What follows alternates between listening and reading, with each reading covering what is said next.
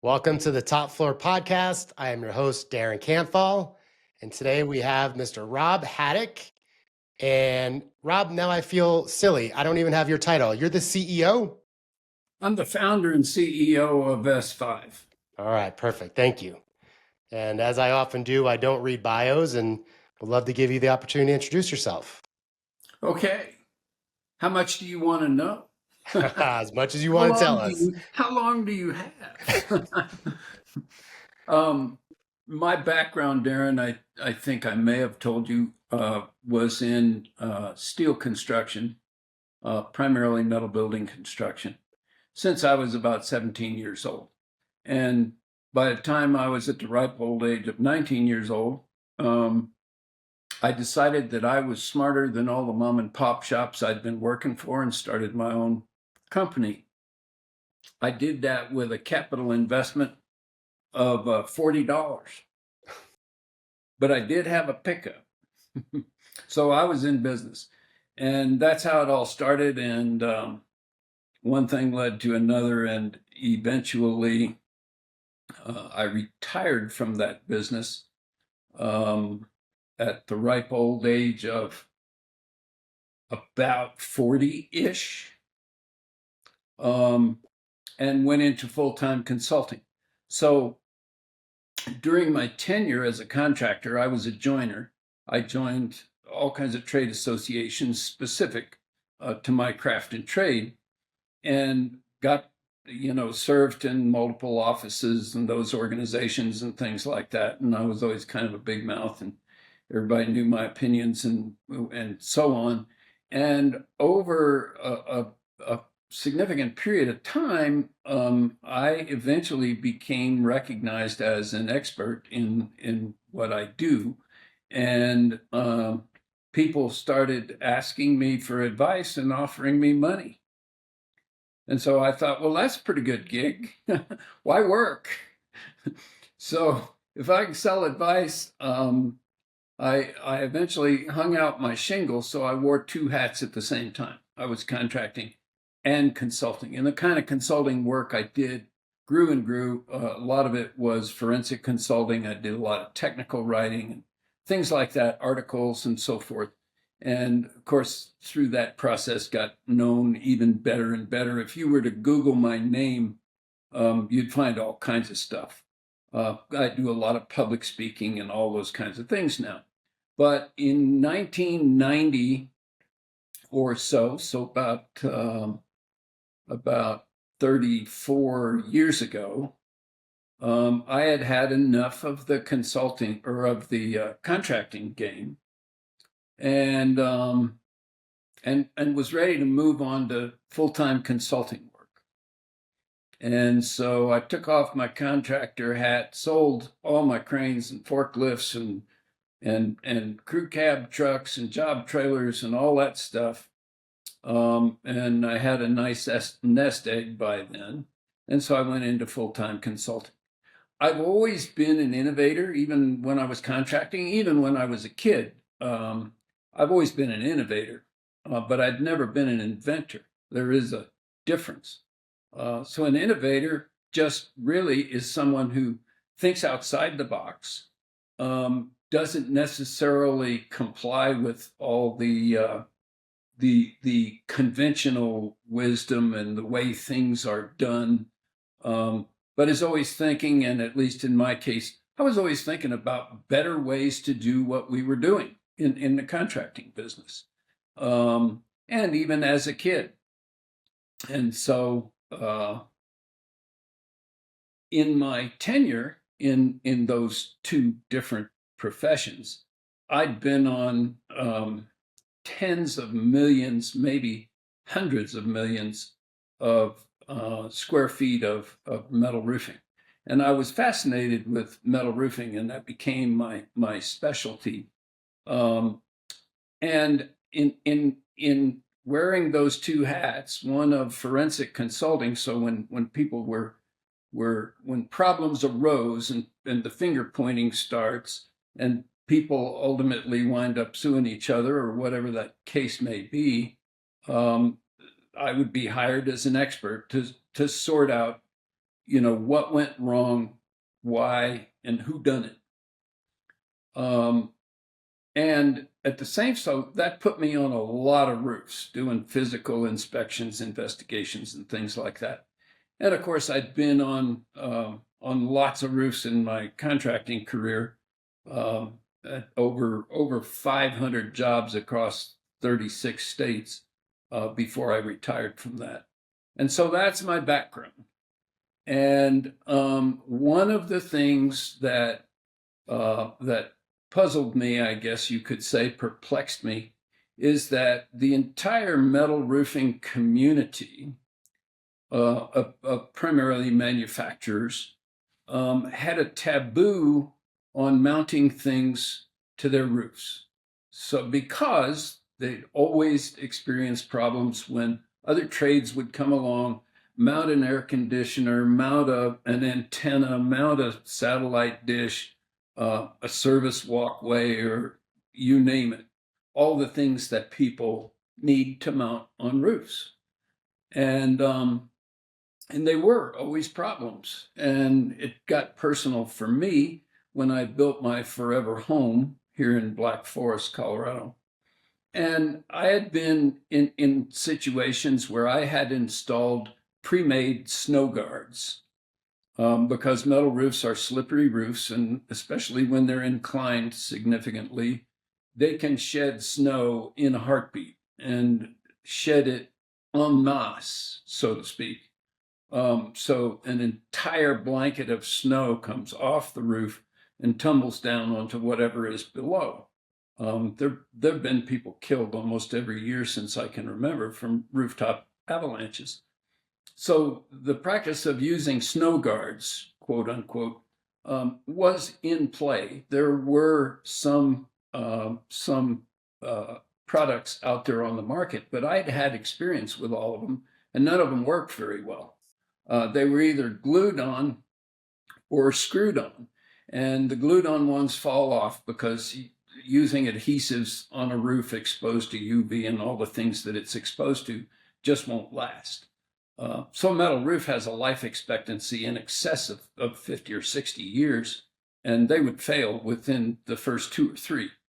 The other option, screwing the roof down, particularly when it comes to standing seam, and I don't want to get highly technical with you, but but there are two there's a dichotomy of what we call face-attached roofs, which you actually screw right through to install the roof profiles, the panels. You actually screw right through the roof and into the structure or substrate. But then there is also a category called standing seam. And standing seam roofs, there are no exposed fasteners. So obviously the first method has some dilemma because you're penetrating the weathering surface with screws. But standing seam eliminates that, and it enables the roof to respond thermally, and it's really it's the better way to go. And so particularly with standing seam roofs, it was always a problem to make a hole in a roof that was intended to have no holes. And that's a lot of what was done. Mounting other things, it was typically done kind of by hook or crook by the HVAC contractor, the communications guy, or whomever it may be, mounting whatever they had to mount on the roof. And they did it all kinds of wrong ways. But there never really was a right way. There never was a prescribed right way to mount things. And so I started and I got sidetracked, but it became personal to me when I built my forever home, had a metal roof, of course, and I had to put snow guards on it. And I didn't want to use any of the crap that was offered in the marketplace at the time. I thought there has to be a better way. So I just started tinkering and sat down and figured out a better way. And I whittled it. And the better way was, a standing seam. All standing seam roofs have one thing in common. They have a raised area called a standing seam. So where the panels join together side by side, there's a raised area in the vertical orientation, and it provides a handy place to grab with something. And so the something was a simple clamp that was, imagine a block of metal with a slot in it that straddles that standing seam. I always like to say it straddles that seam like a saddle on a horse, because that's part of my background too. I know something about horses and cattle and whatnot. Anyway, and then come in from one side of that seam through the wall of this clamp with a threaded fastener, a set screw that has a round polished point, so it doesn't penetrate anything, and it doesn't even harm the surface finishes of metal roof products. And I took that to the lab, an independent lab up here in Boulder, because the first thing I wanted to know is, how strong is this? And I had them run a tensile load test, put it on a specimen product, and pull on it until it fails. Well, the load cell they had in that machine was a 2,000-pound load cell, and they maxed it out, and it still hadn't failed. And that's when I said to myself, you might have something here, Haddock. So then I wondered, well, what do I do with that information?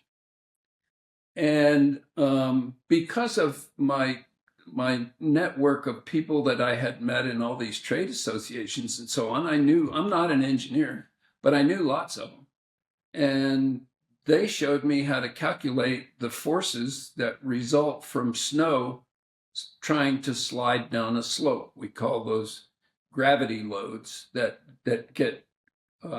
transfer into a vector force that's trying to rip a snow guard off. And so by taking the tested holding strength of my devices and looking at those factors on a job-by-job basis, you can engineer any system you want to so that it will never fail. And all our products are warranted for the life of the roof because they're all designed to match the technology exhibited in the roof. And being a 50 or 60-year roof, I mean, that should be a prime concern of anything you're putting on it. So that's kind of how it all got started. And ask me another question. Man, who knew we were getting a science lesson? That's awesome. Remind me, you had told me you have so many, let me rephrase, how many patents or products have you invented?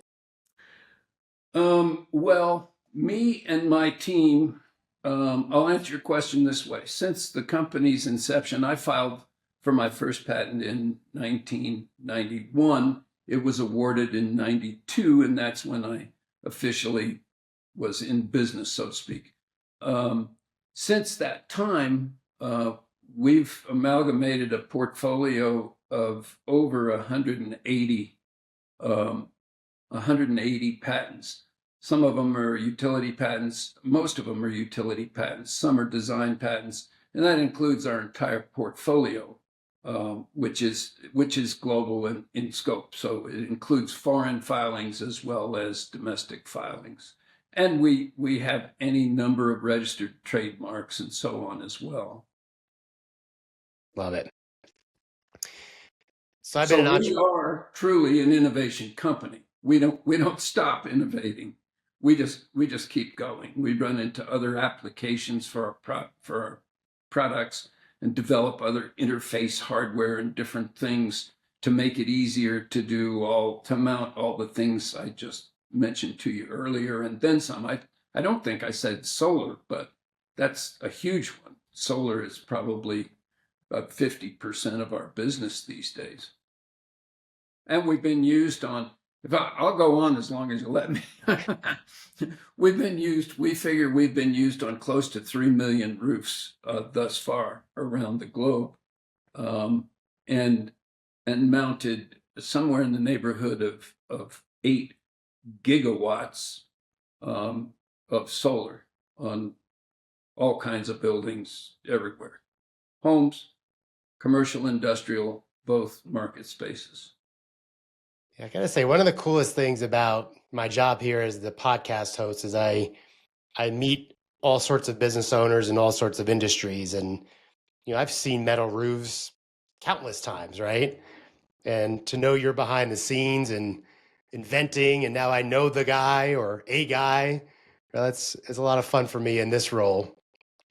You mentioned earlier about being a writer, and I'll preface my question by saying I've been in business 6 years. I'm a former human resources guy, but since I've been an entrepreneur, there are two traits or two skills that I've really respected in others. One is the natural salesperson that seems to be as gregarious as it comes, and the idea of knocking on doors or smiling and dialing is not even a thing for them. They're happy to do it. And I watch those people grow a business rather quickly.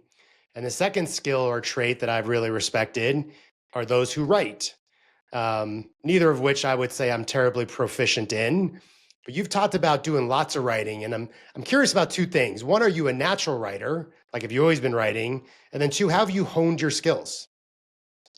I haven't always been writing. And when I started writing, I wasn't real good at it. I mean, I was good at storytelling, but I wasn't necessarily good at writing. So it was kind of a learned thing. And it's through the editing process. If you've ever been a writer, you know that the secret to being a great writer is edit, edit, edit. And so when I'm writing, I share my writings with our copyright editor, and she works on it and does some editing and gives it back to me, and then I do some more. And I have, before I publish something, I may have 8 or 10 drafts of edits, because you can always make it better. That's one of my mantras. And I keep telling my copyright editor, if you keep sending it back to me, I'm going to keep doing more editing. So at some point, we've got to call this good enough to go. But I also really, really strive in everything I do for perfection. And of course, perfection is one of those words that's a little intimidating because it's never really achievable. But I've found that in aiming at perfection, we can achieve excellence, and that's what we're really after. Yeah, I like that. Achieving for So I've excellence. learned a lot over the years, and I've written, for technical and trade journals. I've written code and standard language. I've done and written technical articles. But I'm also, one of my giftings is teaching, and I do a lot of teaching in trade. Um, and I try to teach in what I write as well. I try to make it so that it's easily comprehensible. And I do the same thing with my teaching engagements, is that I reduce technical things, as I did a few moments ago, to kind of common sense. A layperson can understand it. A non-technical person, let's say, can understand technical things the way that I try to present them. I'm going to segue just a little bit, but not too far, I don't think. And I'll again tell a little bit of a story, and I'm curious what your thoughts are. So, the first part of this story is, as I read books about being a business owner, listen to podcasts, or whoever the thought leader might be, there's a pretty strong sentiment of niching down until you're at the most narrowest of niche that you could possibly create. And maybe if I made a parallel to you, is you work on metal roofs. That's pretty specific in my brain. The second part of my story is, as I talk to some of the entrepreneurs in my network, a lot of us struggle with, how do we figure out the niche? And there's also a sentiment that if I cast this wider net, I'm going to catch more fish. And if I niche down, my net might be too small that I don't catch any fish. So my first question to you is, you talked about starting in, I think you said steelwork when you were 17 years old. And I wonder, was that always metal roofs, or did you kind of evolve over time and then at some point landed on the metal roofs? Um, I landed specializing mostly in metal roofs. So when this started out, sorry for the dinging there. When this started out, it actually started out because um, what I really loved doing was cowboying for a living. I worked ranches and feedlots and stuff like that. But I wasn't too long doing that, and I rodeoed as well, semi-professionally and professionally. I rode bulls. Um, but I soon figured out just from my observation of older guys, much older guys than I was, who had been doing this kind of work all their life and had nothing to show for it but a saddle and a beat up pickup truck. And so I made my way to the big city and happened to get a job in construction. And it was on a steel erection crew. And I switched jobs a number of times in a very few years because I felt like the people I was working for were, let's just say, not that bright. Um, and so that precipitated me starting my own business. I got sidetracked shortly after that because I had some guys come to me and want to develop a partnership and expand that business into building homes and building and doing plumbing and electrical and concrete and all those things. And that turned out to be a very, very hard earned lesson. And I guess my motivation was I was starting out. I was 19 years old. What did I have to lose? These guys were much older, so they had to be wiser, right? And I found out that that wasn't the case at all. The bitter end to that story was that eventually they pushed me out of the business. And then within a year or 18 months or something like that, one of them had filed bankruptcy, personal bankruptcy. The other one had absconded with all the assets of the company. Meanwhile, all three of us were signed on a $50,000 loan at the bank. Well, guess who got stuck? One's out of town. The other one's filed bankruptcy, so the bank's knocking on my door, and I got stuck for the whole thing. Well, $50,000 for me at that time, which was like 1976 or 7, that was a mountain, you know. And so one of the things I learned through that experience was if I stick to my core competency, I do very well. I achieve excellence.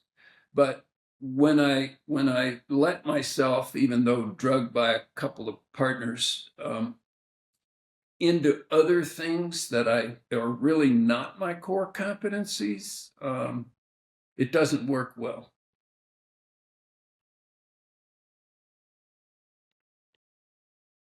There's somebody at my door waving at me. And so I've always made it a point, and even before that was a sad lesson learned, but a well learned one.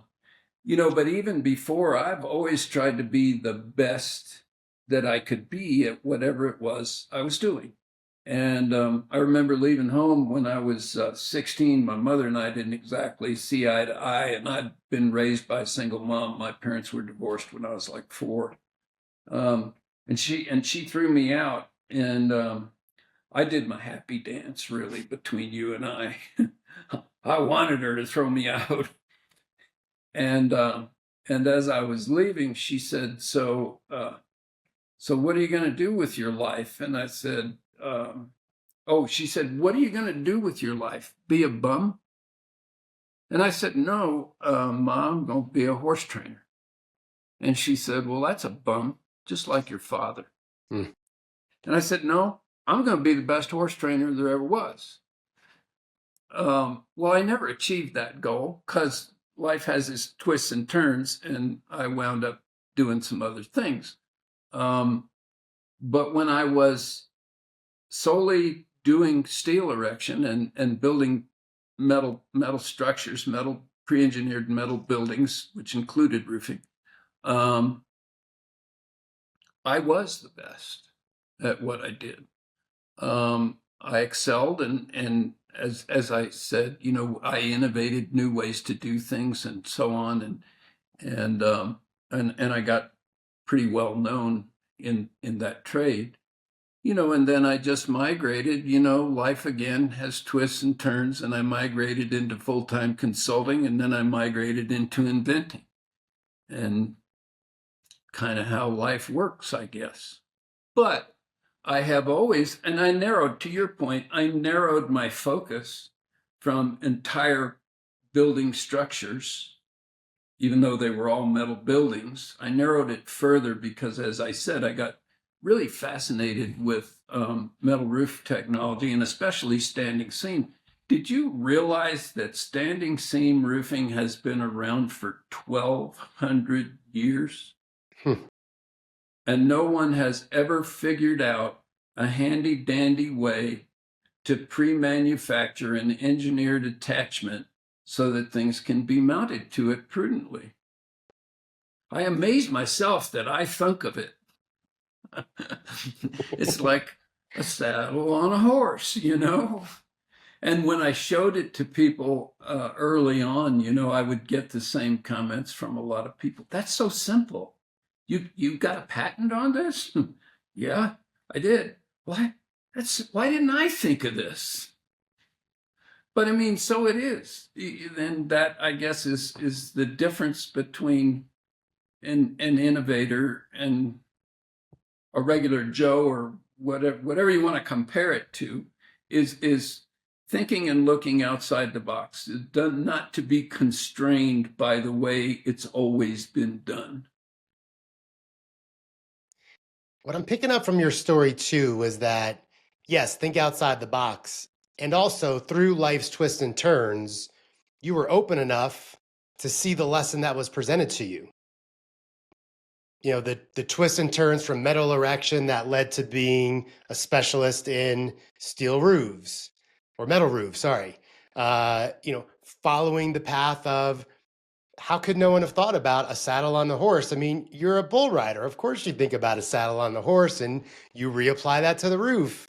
So that's my long-winded way of saying, as I listen to your story, what I'm picking up on is you were open to the lessons that life presented you. You didn't give them the Heisman or the stiff arm. Like, you're like, yeah, bring it. And then when it was brought, you did something with it. I think that's quite remarkable. Well, thank you. I never thought of it as being remarkable, just what I do. Yes. It's it is that sentiment there. I also find very interesting, and it's we do what we do, and I hear about this a lot with job seekers when I'm coaching them on going on an interview, and to appropriately brag about yourself. I mean, that's really what an interview is. And most people will say, "Well, I just do what I do. I just did my job." And I appreciate that, because I'm sure I give those answers too. And as the outsider looking in, right, you've taken these opportunities in life. I mean, let's use lemons and lemonade, right? You were presented lots of lemons and you've made plenty of lemonade. It didn't stop with that first invention, because Darren and I never had any intention of commercializing that invention. I envisioned what probably every patent applicant does when they first get started, that I'm going to get this patent, and then I'll license somebody to produce this and commercialize it, and I'll just pull a royalty check out of my mailbox every month or whatever.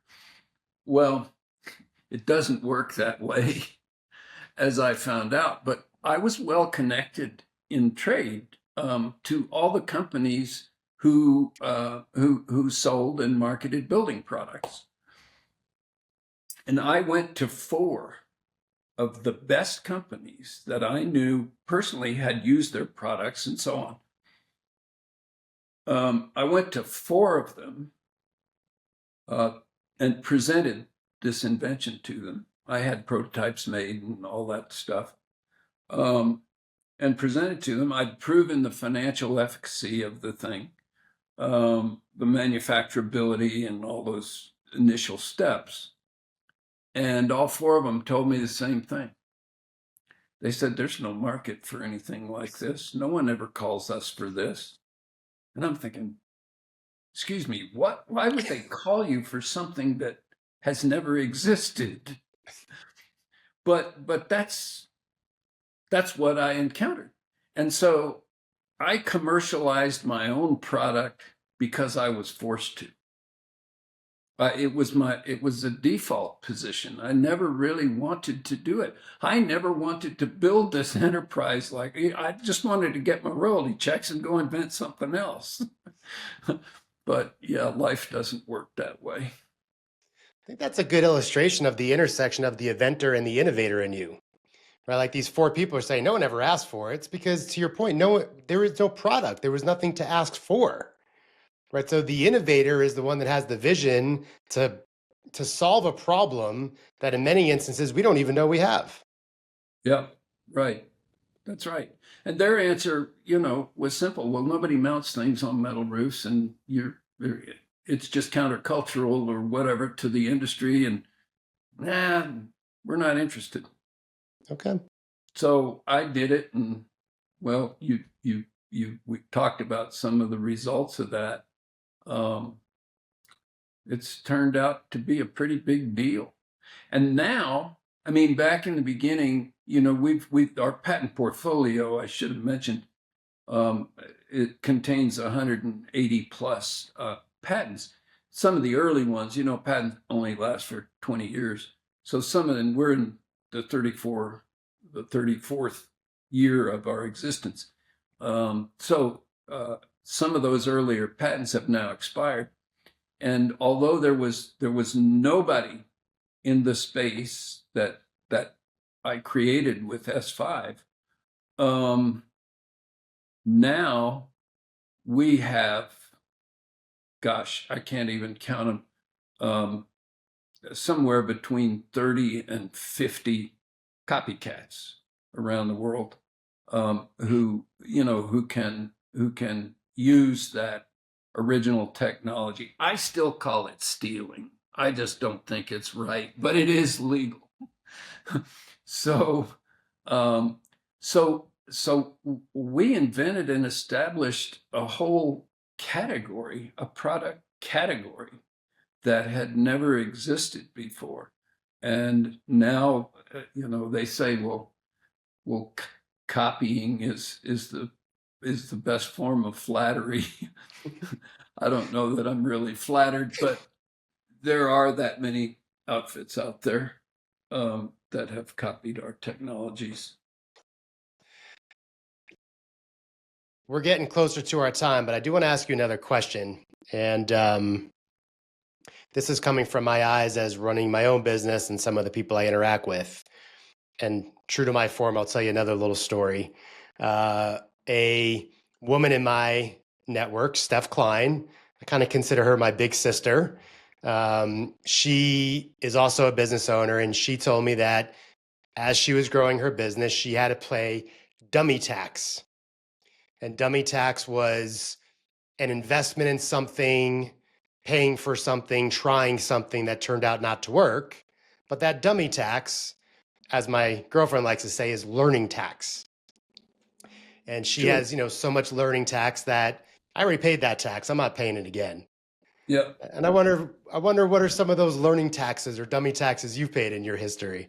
Well, I have always said that people, myself included, can learn much more from their mistakes, much more from their failures than their successes and things that just turned out sunshine and lollipops. And another thing I've always said is nothing is ever as easy as it ought to be. And those things are true, but we just keep going. We've had products that we had to make in different phases of product development 10 or 12 different progressive prototypes to get it just right, you know. And you could call the first 7 or 8 mistakes, but they led to something good in the end. And I've learned a lot more from my mistakes, and believe me, I've made plenty. Um, and those are indelible lessons. When it costs you, like my previous example, $50,000, you're not too likely to get in that ditch again. So yeah, learning is a process of making mistakes and eventually hitting a home run or getting at least on first base or whatever. So as we conclude, Rob, is there anything that we haven't talked about or something you haven't shared that you would like to? A couple things I think are worth mentioning, Darren.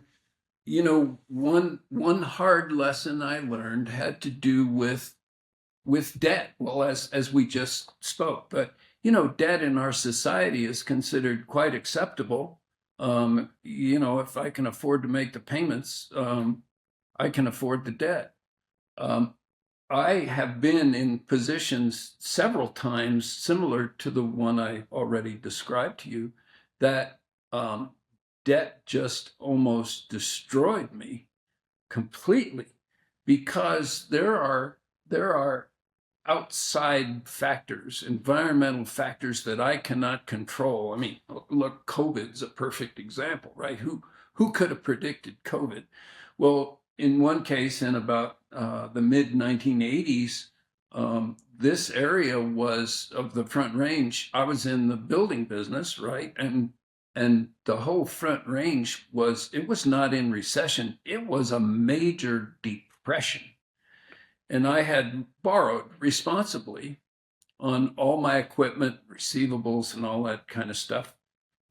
Responsible borrowing, but all of a sudden, an external force came into play that I had no control over, and I was sunk. I mean, I was so far down, I'd have had to climb a 20-foot ladder to reach bottom. No one anticipates that those kind of things are going to happen. But what I've found is the antidote. It's don't have any debt. And so everything that I've built, I crawled out of debt in 1988, and everything that I've done from then on has been done in cash. I've never been in debt again. The good book says, "Oh, no man, anything but love." I subscribe to that. Another one is, we've sort of touched on it, is whatever it is you do, be the best there is at it. Another one I like is not my own quote. Somebody else I picked it up from says, "Whatever your lot is, build on it." And you can apply that to almost anything. A physical lot, piece of dirt, build on it. It could apply to a business enterprise like this one. It could apply to your marriage, to your family, to whatever it is. And that's what I always have lived by, that. And you can always make it better. That's why we have so many inventions. We start here, but then we reinvent and we make things better, so on. So those are my parting words of wisdom. I love it. Thank you for being here, Rob. I appreciate it. It was nice to learn from you. You tell a great story. I dig the tie. You might be my... That technically, now, it is not an ascot. It is not a bandana. It's a wild rag. A wild rag. That's cowboy vernacular. I love it. I love it. Well, on that note, we'll say goodbye. Thank you so much, Rob. I appreciate it. God bless. Thanks for having me.